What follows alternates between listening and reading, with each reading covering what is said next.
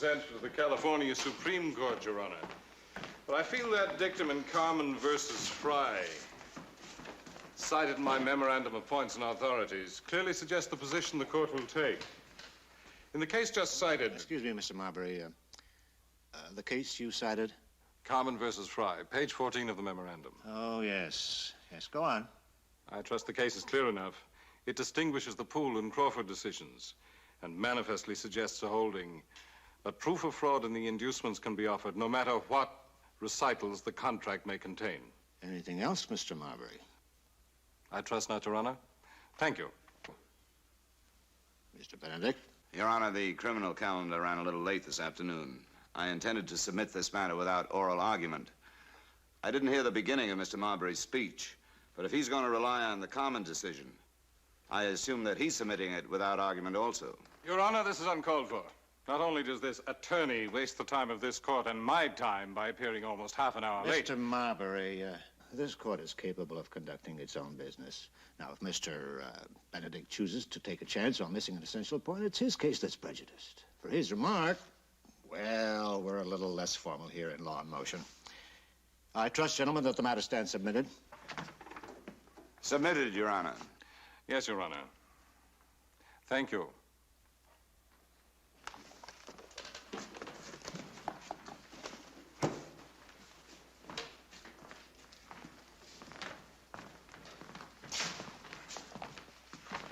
No hard feelings, Marbury. Although, just between us boys, you've got to admit the Carmen decision is a little far afield. I don't have to admit anything, Benedict. I don't appreciate your cheap theatrics. Perhaps they're better suited to the criminal bar. What's bothering him? He's clinically pure, legally correct, and humanly impossible. Let's have a look at that. All right, there we are. Thank you very much. You're making a big mistake. If you want to make fools of yourselves, go ahead. But I think it's extremely silly. Hello, Lieutenant. Trouble? Afternoon, Mr. Benedict, Mr. Tabor. The grand jury returned an indictment about an hour ago.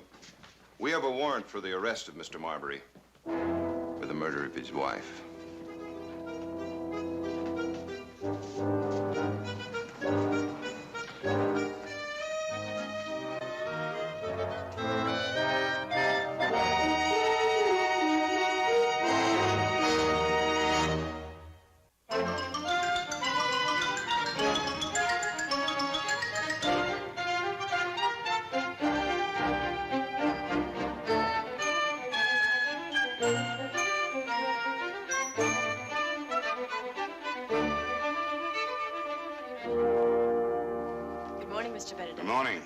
Please? Thank you. No, so sorry.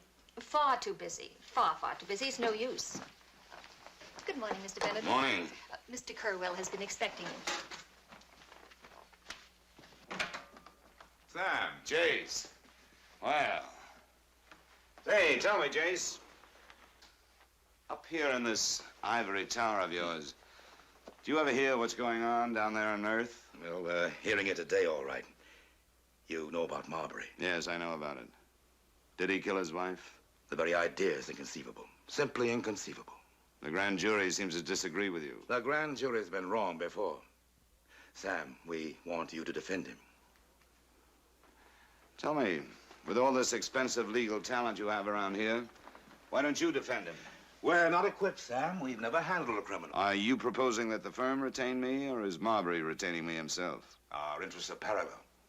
I don't think it's a time to push commas. Well, let's push a few. I don't like Marbury, he doesn't like me. All right, Sam. They want Hart Marbury vindicated. You're too good a lawyer to pass up a chance of being the devil's advocate. Suppose he's guilty. If he is, mind you, I don't believe that for a moment, then we want this matter settled as quickly and as quietly as possible. Suppose he's innocent, but it's not a lay-down hand. I've had trials that have taken 10 weeks to get a hung jury. A lot of publicity can come out of that. That will be bad. It's already bad. Have you seen those reporters downstairs? No. Well, you will sooner or later. I'll talk to Marbury. No promises. You better have somebody call over there. Tell them I'm coming. You call whom? Oh, City Prison, Klondike 20024, extension 215. Have they assigned a prosecutor yet? A man named Klaus. Would you be good enough to get a hold of George Klaus in the DA's office? Tell him that Sam Benedict would like a full copy of the investigating officer's report. Oh, Sam, no matter what you think, Marbury is a good man. I hope it's easier to prove he's an innocent man.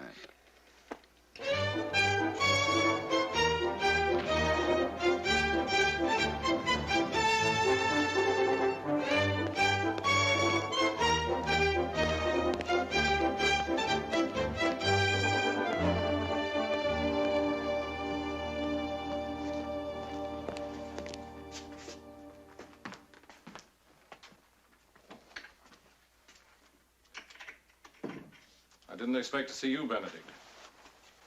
I presume the firm asked you. The firm didn't, but Jason Kerwell did. He's an old and honored opponent. Hi, Charlie. Hello, Sam. How are you? How's your wife these days? Much better, thank you. Glad to hear it. I wish Mr. Kerwell had consulted me first.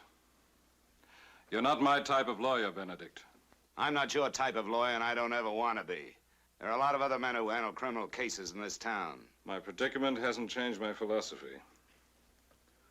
I don't approve of you, your methods, your tactics, or most of your clientele. I don't want on my behalf your histrionics, your maudlin oratory, your tricky questions, your deals. I don't need you, Marbury. You need me. I have a reputation myself. I haven't practiced law for 15 years without gaining some experience. If I defend you, you're not going to be my associate counsel. I intend to make my own mistakes. Frankly, I suspect this matter will hardly justify your usual fee. Oh, you can't be serious. I didn't kill my wife. This may come as quite a shock to you, Mr. Marbury. I don't think they'll believe you. Let's see if I believe you. I haven't said I care whether you believe me. Well, make up your mind. I've got other places to go, other places to be. Come on. I'm told you're the best man in San Francisco, in this field. Well, that's very generous of you, Mr. Marbury. Now, perhaps you'll allow me to sit down. By all means. Thank you.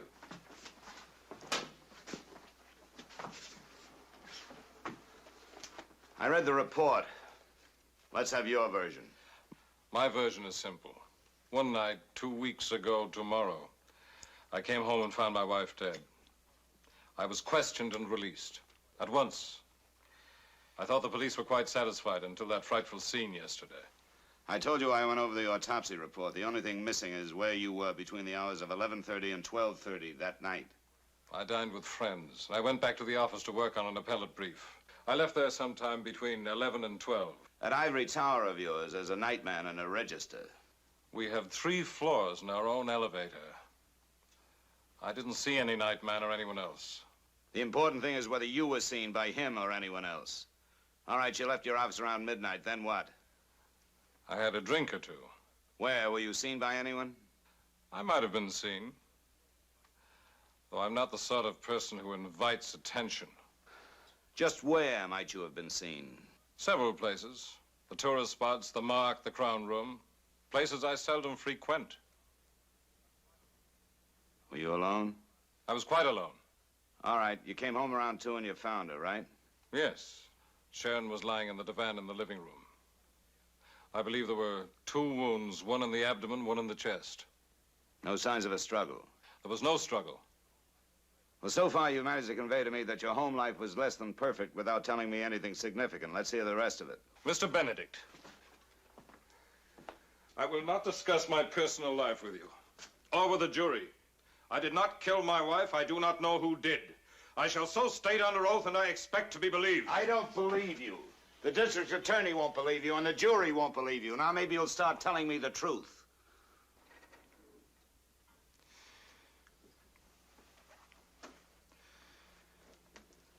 After I left the office, I went to the apartment of a lady.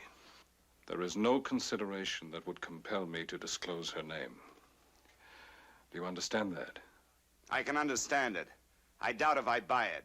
So far, you've given me nothing. The first time around, you couldn't even make it sound plausible to yourself. Now, maybe you're lying, maybe you're not. But the important thing is, you're holding out on me. That's not smart, Marbury. Think it over, Marbury. All right, Charlie.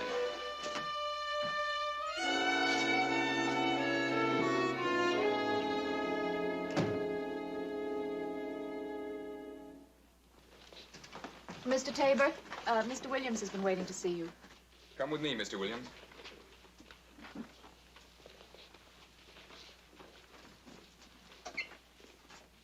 I thought that Sam was going to handle my case. I'm afraid you're going to have to settle for me.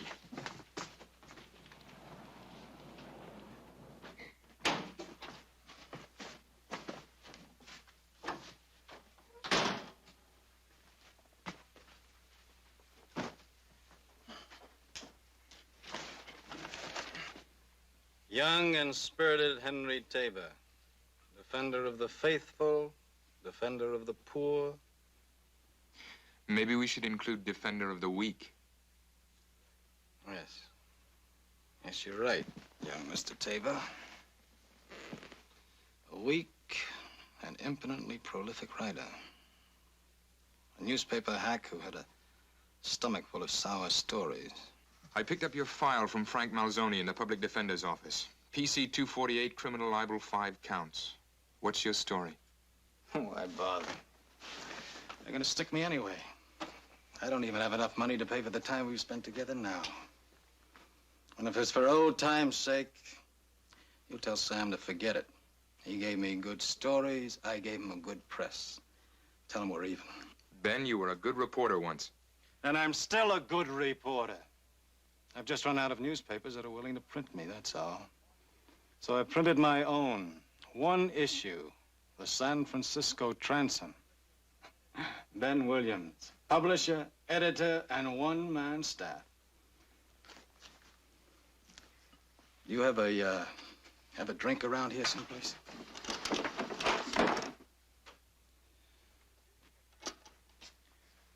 The district attorney doesn't issue a complaint every time somebody's a little offended. Libel is malicious defamation of honesty, integrity, virtue, and the reputation of. Oh, I'll tell you what I printed. Stories I've had to sit on because editors are gutless. Stories about land swindlers, 10%ers. But the guys who offer and the guys who take. Is this the truth, Ben, or is it a yellow scandal rag? Yellow rag, that's a dirty word, Tabor. There are 20 leads in there. Only 5 drew complaints. Are you trying to tell me this is all the truth? Now, why are you so surprised that there are pillars of clay around here? Don't you think this town has ever seen a payoff before?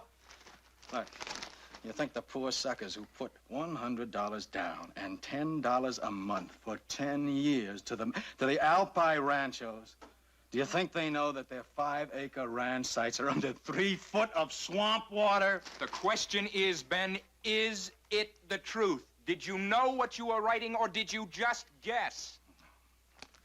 Now, what is truth? Would they believe what I say in court?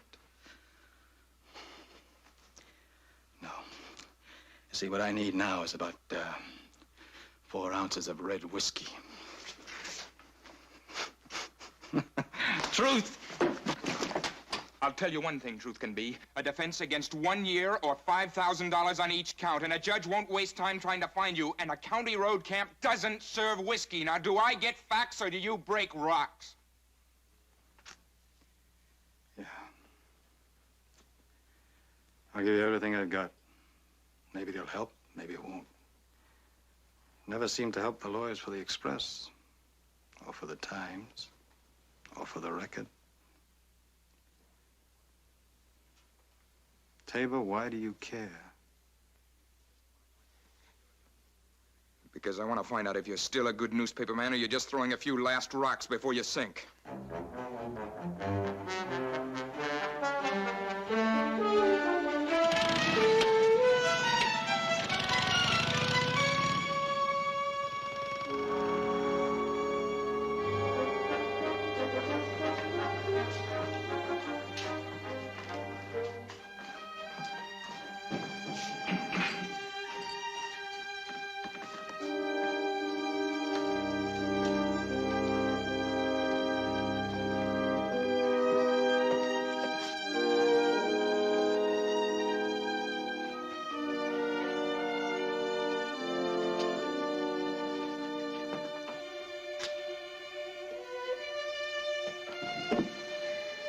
Hello, darling. Listen to me very carefully.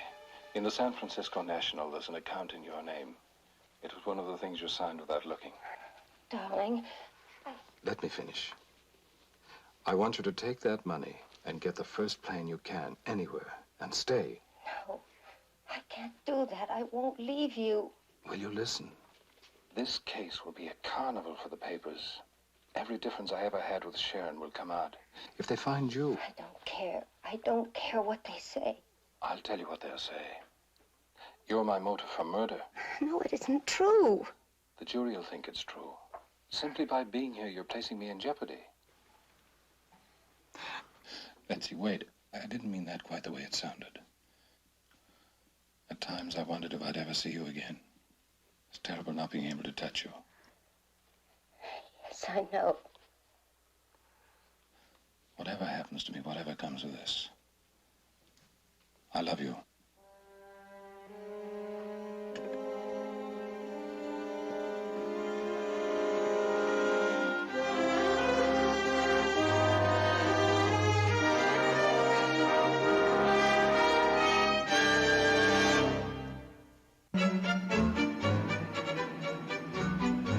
Drop me off at the office, will you?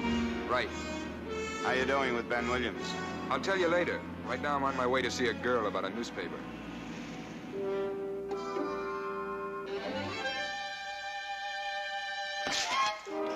Well, look who crawled out of the ivy. Hi. It's been a long time, Susan. My name's still in the phone book. Is it true you're representing Ben Williams? That's what I came to see you about. Naturally. I didn't think you came to see me, Henry Tabor. I have. I'd like to take you to lunch. Fine. I'll get my hat. Susan, not today, though. I have something very important. I knew it. Hank Tabor, sometime I wish you'd call me, even if it's just to say hello. I have to spend all afternoon running something down in the Hall of Records. Maybe later on in the week we can get together for lunch. I knew it. The moment I saw you, a little voice inside me said, Susan, don't talk to him. Don't even listen to him. He'll promise to buy you a plate of spaghetti and a glass of wine and want the keys to the confidential files. Mostly I want you, and just one little favor. One little favor. One little favor that'll just cost me my job. All right. What do you need? Did you know Ben Williams when he worked here? Lushwell? He'd put down the bottle long enough to favor me with a leer from time to time. What's he charged with? Criminal libel. He's in a big jam. Okay. What do you need? His kill file. Pictures, photostats, affidavits, everything he left buried in a file marked not fit to print. Dandy. And who's going to support me after I'm fired? If all else fails, I'll find the way. Is that a proposal? Susan, I need you on this. Good, bad, or indifferent, the man deserves the best defense I can give him. Well, why fight City Hall?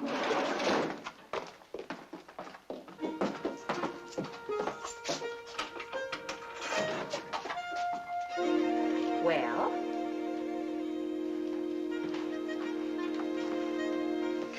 You're a living bomb. A little higher and more to the right.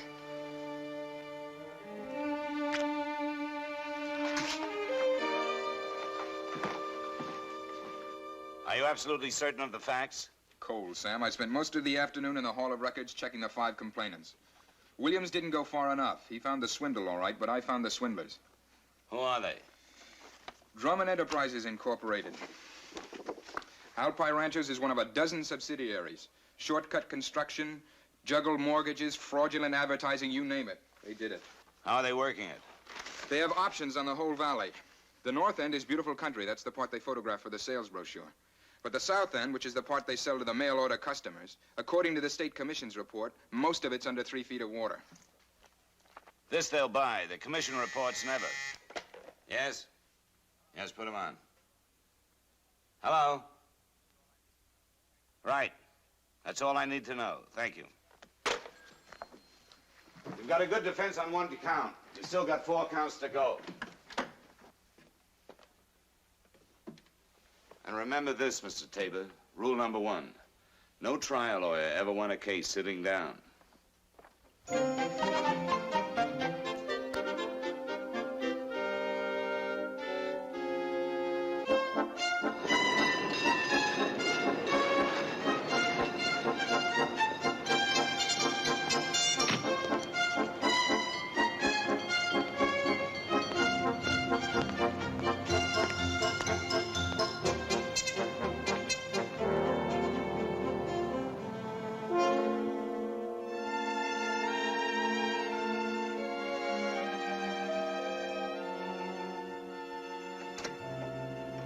Mrs. Grayson? Yes? I'm Sam Benedict. You know me. I don't believe we've met, Mr. Benedict. Oh, let's not play any games, Mrs. Grayson. I may be representing Hart and Marbury. Mr. Marbury is representing my late husband's estate. Other than that... Really?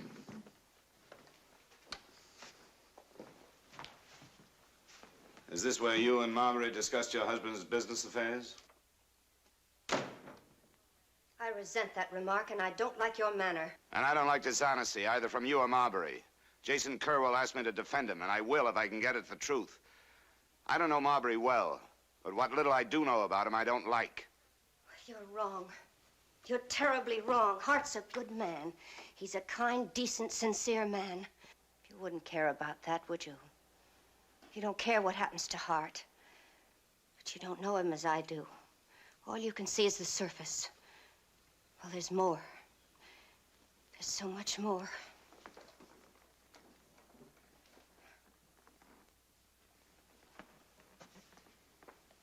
How did you know about me? According to the register at the county jail, Marbury had just one visitor, Mrs. Betsy Grayson at 11209 Hyde Street. Hart was right.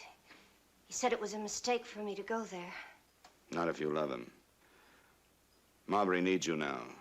He needs you more than he ever needed you. And I need you. If you want to save him, you've got to tell me the truth. We love each other. It's that simple and that complex. His wife wouldn't give him a divorce. Not that she wanted him, she didn't. She had plenty of men around to entertain her, but Hart represented prestige and respectability. She needed that. How long has this been going on between you two? I met Hart 2 years ago, just after my husband died. But he and Sharon, it's been over between them for 10 years. He could have divorced her. I suppose he could have. Hart's worked for 15 years to become a partner in a leading law firm. I suppose it sounds ridiculous, putting his law firm ahead of his life, but... The Kerwell firm is conservative. It's hard to believe a divorce would jeopardize his whole career. Perhaps if he'd gotten a divorce before he met me, but then he had no real compulsion for divorce. He buried himself in his work. Later, to have a divorce because of me... A lot of men have managed to survive without an ivory tower. You're a different kind of man, Mr. Benedict. Hart is strong, but he's not tough. He's almost pathologically afraid of a scandal. His father was disbarred when Hart was a senior at high school. And he's been trying to live it down ever since.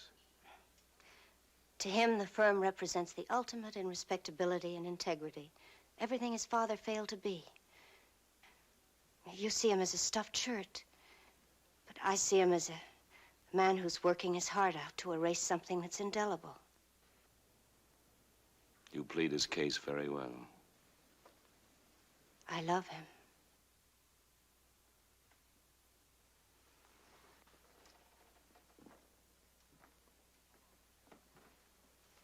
How long had Sharon Marbury known of this relationship? Almost from the beginning. We went to her. She was incredible. She didn't get angry or even indignant. She just laughed. Gave her an opportunity to twist the knife in Hart. The role of the other woman wouldn't fit you very comfortably.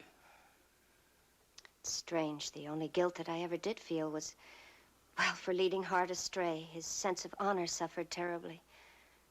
But I don't feel any guilt now. Maybe I should, but I don't. Hart needs me. Because of that, I need him on any terms that are available. What else can I tell you? I'll defend him. I don't know whether I'll ever get to like him. All I ask is that you believe him. Why? Because he couldn't possibly have killed her. He was with me until 2 o'clock in the morning. Are you absolutely certain of the time? Almost to the second. It was kind of a lip service to propriety. Invariably, at 5 minutes of 2, he'd look at that ridiculous old pocket watch and say, "Almost closing time. Last call for drinks, everybody." Sometimes I could have...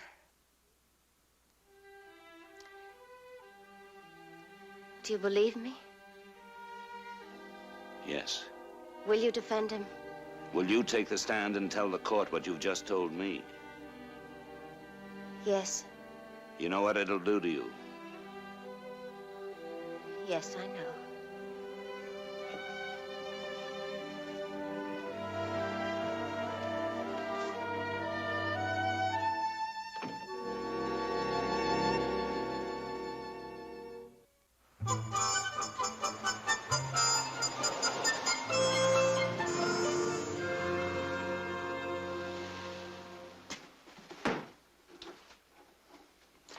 Well, how long do we have to hang around this place?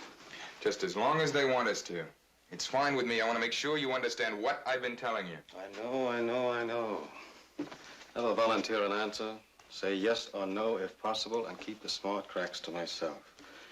Square and true blue. Contrite, I believe, is the keynote of the day, isn't it? Mr. Pine can see you now, gentlemen. Go right in, room 409. Let's go, Ben.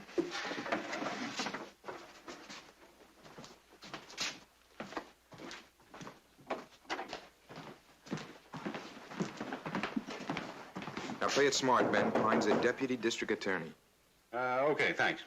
Come in. Gentlemen? Mr. Pine, I'm Hank Tabor. This is my client, Ben Williams. How do you do? Have a chair. Sorry, I can't offer you a cup of coffee or something. Thank you. We just had lunch. Williams, understand that we don't particularly enjoy this. You've always been pretty fair with the office through the years, by and large. Well, I feel that... Mr. Pine, I have some affidavits here. No, call me Larry. Unless somebody important walks in. Nobody has in 18 years. These indicate the kind of testimony you can expect.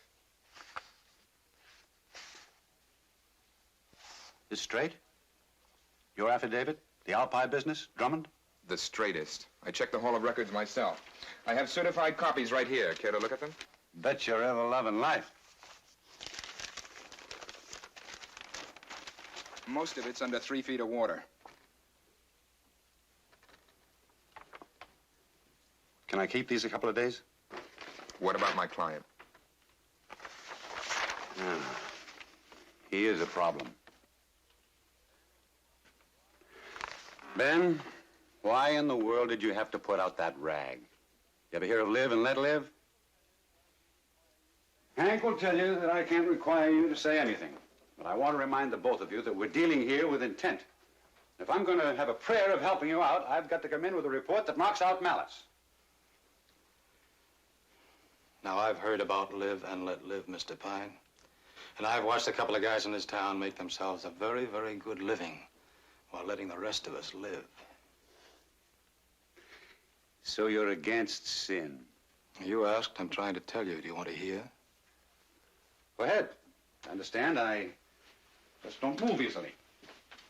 Well, you try it yourself sometime, Mr. Pine.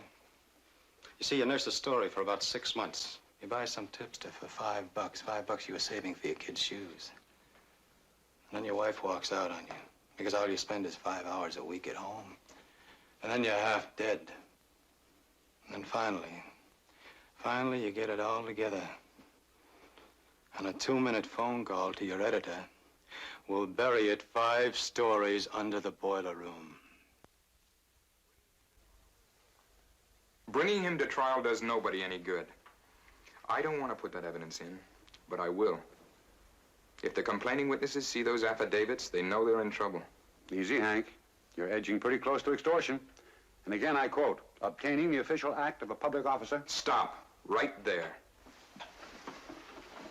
Now, I've read a little bit about extortion, too. I'm laying out our case. I'm suggesting, not demanding, that if the complaining witnesses see those affidavits, they may want to reconsider. Don't count on it. Once they've signed the complaints, they're pretty well committed. Are they? Are they as committed as they will be if the jury buys our defense? I think some of them would be very happy to see the whole business quietly die. For example, the Drummond Syndicate. Ah, that's one that's not going to die. That one is going to the DA himself, delivered by yours truly. Now, can I say something? Wait just a minute, Ben. How about it, Larry?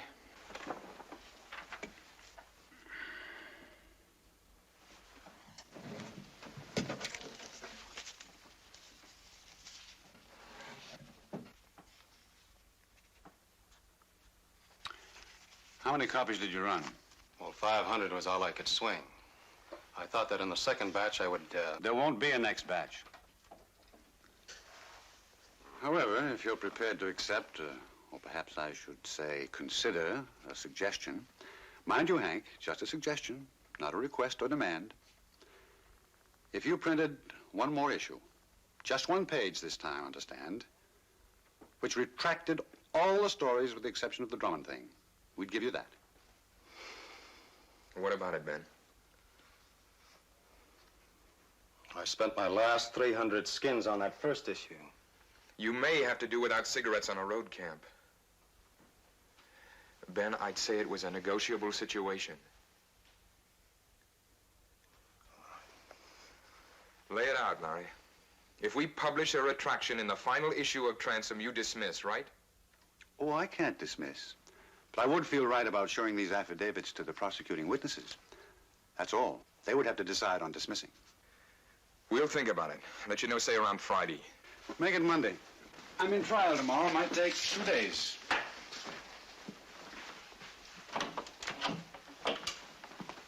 Oh, Williams. Take up painting. They tell me it's relaxing. You're hearing from you, Hank.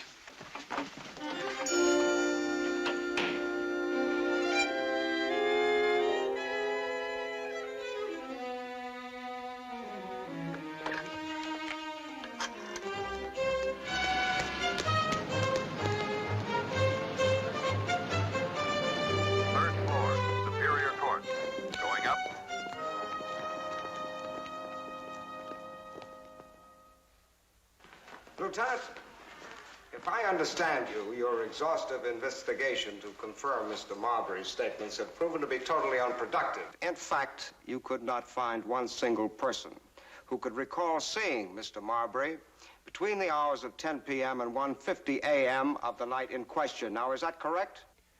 That is correct, yes, sir.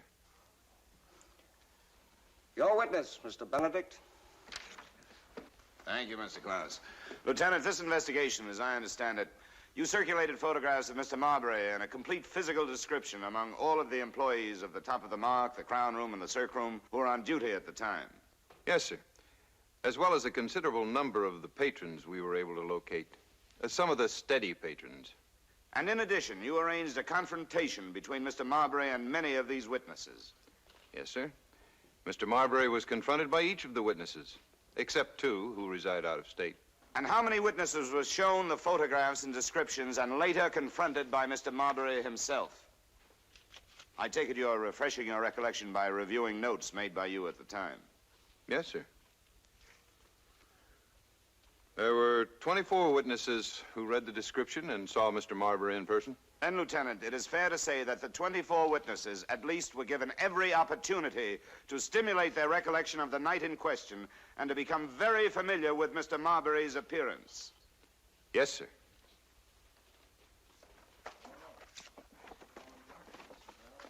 What kind of fishing expedition is this? I don't know. But he's going along with our case. No, not really. If I know Sam, he's got something. Don't ask me what. Just one final question. Did any one of these witnesses say positively that he did not see Mr. Marbury at the place in question on the night in question? Your Honor, this calls for hearsay. To say the least, it's irrelevant, and it certainly doesn't tend to prove... Mr. Klaus, kindly reserve your argument. This whole line of testimony, both direct and cross, appears to contain an element of hearsay. I'm going to permit the witness to answer the question, mainly in the interest of moving on. But I may entertain motions to strike from both the people and the defendant. But now the witness will answer the question. Would you care to have the question read, Lieutenant? No, sir. It's true that none of the witnesses was prepared to swear that Mr. Marbury was not present at the time and place in question. Thank you, Lieutenant. That is all. In my opinion, the death occurred not earlier than 11:45 p.m. and not later than 1:15 a.m. The strong probability would be approximately 12:45 a.m. Thank you, Doctor. Mr. Benedict? Doctor, your opinion is based, as I understand it, on body temperature, skin coloring, advance of postmortem lividity, rigor, correct? Yes, sir. And on the stomach contents, of course. Stomach contents? Yes. The decedent completed dinner approximately 10:30 p.m. So you see, then, it was possible. Excuse me, Doctor. Are you testifying that you know from your personal knowledge the decedent finished dinner at 10:30? No. That was in the police report. Then I move to strike the previous answer as hearsay. Sustained. If the court pleases, we can show beyond any conceivable doubt. I'd like that. If the doctor's basis is properly shown, I'd be more inclined to accept the testimony. I'll excuse this witness on the understanding that I can recall him if this point can't be established satisfactorily. Mr. Claus? The people have no objection. Doctor, you may step down, but please remain in the courtroom. Nicholas F. Garza. I'm a waiter. Where are you employed, Mr. Garza? At the Green Dolphin. That's on the wharf. Were you acquainted with the decedent, Mrs. Sharon Marbury? Yeah. Yes, sir, I know her. Mr. Garza, directing your attention to the night of August 21st of this year, do you recall seeing Mrs. Marbury? Yeah. Well, she used to drop in almost every night for drinks. Sometimes she ate, too. But do you specifically recall the night of August 21st of this year? Yeah, because the next day I saw where she died. So I told my wife. Did you serve her that evening?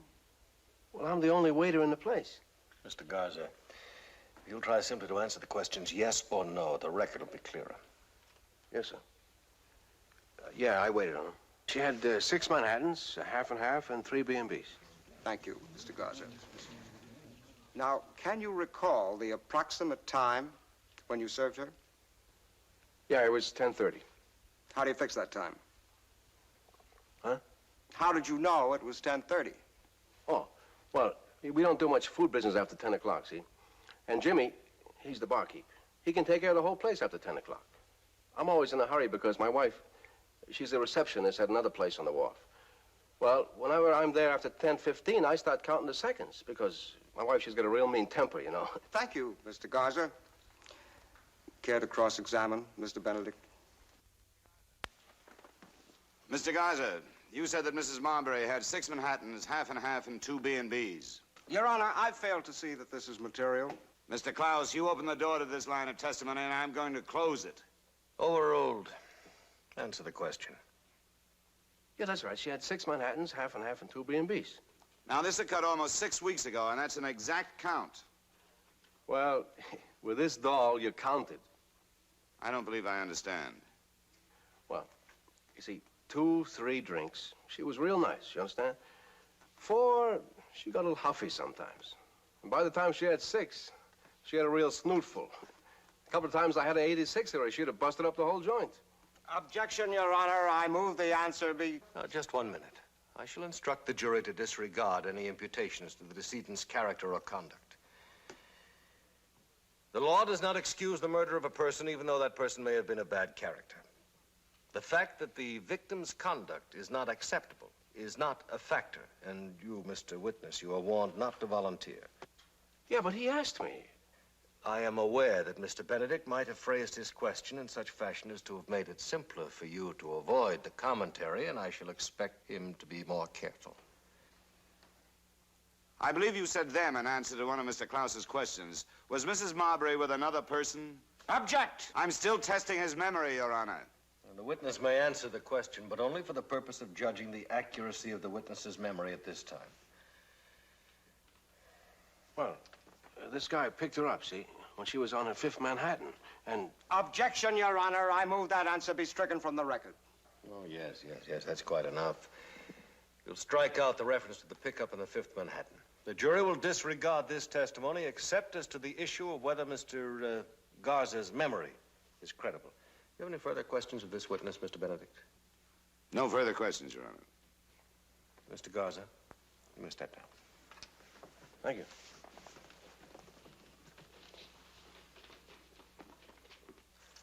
Your Honor, if the court please, I would like to consider briefly whether there's a mistrial involved here. Mr. Klaus, you are at liberty to consider such a motion. I would like to point out, however, that it is really only a matter of order of proof. Mr. Klaus, will your next witness take very long? I would like to return Dr. Meehan to the stand to clear up the time of death. Based on Mr. Garza's testimony, the defense is willing to concede the doctor's opinion is well-founded. I thought you might. That'll be enough, gentlemen. This court stands adjourned until 2 o'clock.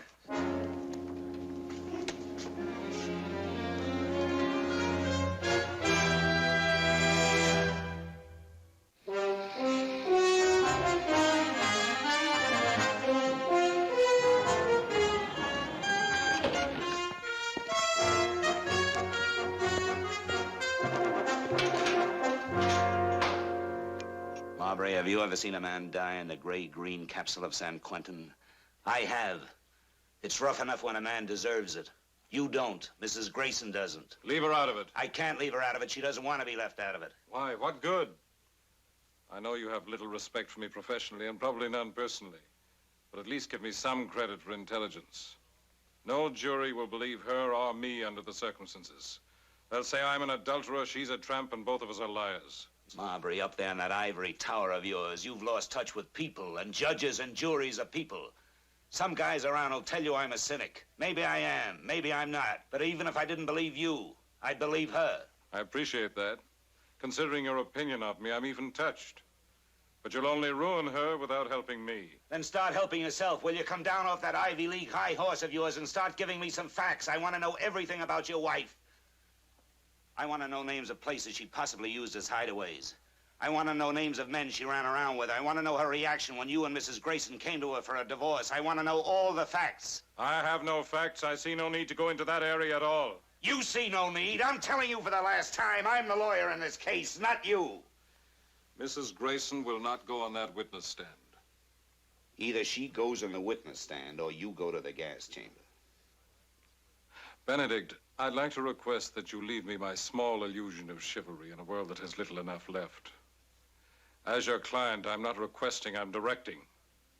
If you put her on the stand, I'll confess in open court. I think you'll agree that will settle the matter.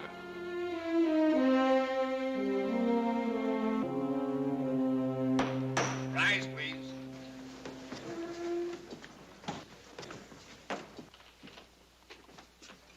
Ready to continue, gentlemen? Mr. Klaus, have you any further witnesses? I have presented the people's case, Your Honor. The people rest. Your Honor, may we approach the bench? Yeah? May the jury be excused, Your Honor. I have a motion. The jury is excused with the usual cautions in effect. Bailiff, please remove the jury.